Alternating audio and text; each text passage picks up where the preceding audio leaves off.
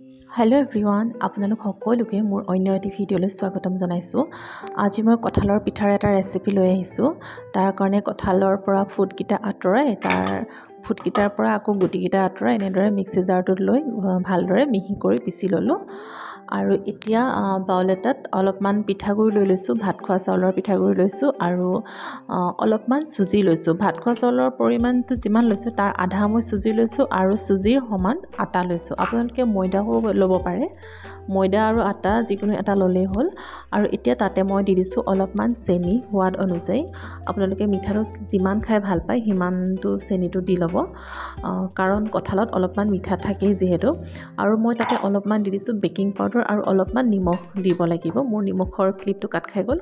আৰু এতিয়া মই তাতে দি দিছোঁ যোনখিনি কঁঠালখিনি মিহি কৰি লৈছিলোঁ, পিচি লৈছিলোঁ, সেই কঁঠালখিনি দি লৈ ভালদৰে সানি ল'ব লাগিব।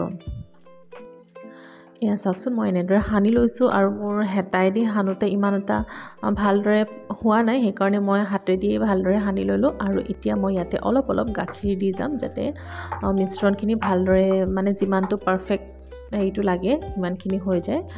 আৰু এতিয়া মই এইখিনি অলপ সময় সানি প্ৰায় 10-15 মিনিটমানৰ কাৰণে ঢাকি ৰাখি দিম, যাতে যিহেতু আমি চুজি ব্যৱহাৰ কৰিছোঁ তেতিয়া চুজিটো ভালদৰে ফুলি উঠিব আৰু কোমল হৈ যাব। আৰু এয়া চাওকচোন, প্ৰায় 10 মিনিটৰ পাছত আমাৰ এইখিনি বেটাৰখিনি হৈ গ'ল। আৰু এতিয়া মই কেৰাহীত অলপমান তেল লৈ লৈছোঁ। মই অলিভ অইল লৈছোঁ, আপোনালোকে ৰিফাইন অইলো ল'ব পাৰে, কিন্তু মিঠাতেল নল'ব, কাৰণ মিঠাতেল ল'লে এটা গোন্ধ এটা আহে।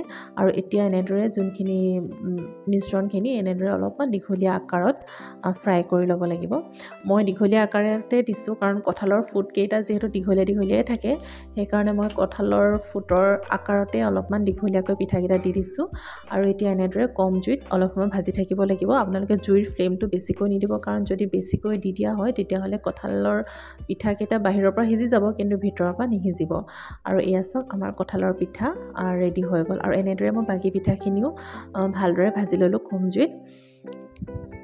আৰু এয়া আমাৰ কঁঠালৰ পিঠা ৰেডি হৈ গ'ল। খাবলৈ বিৰাটেই সোৱাদ হয়, আপোনালোকেও ঘৰত বনাই খাব।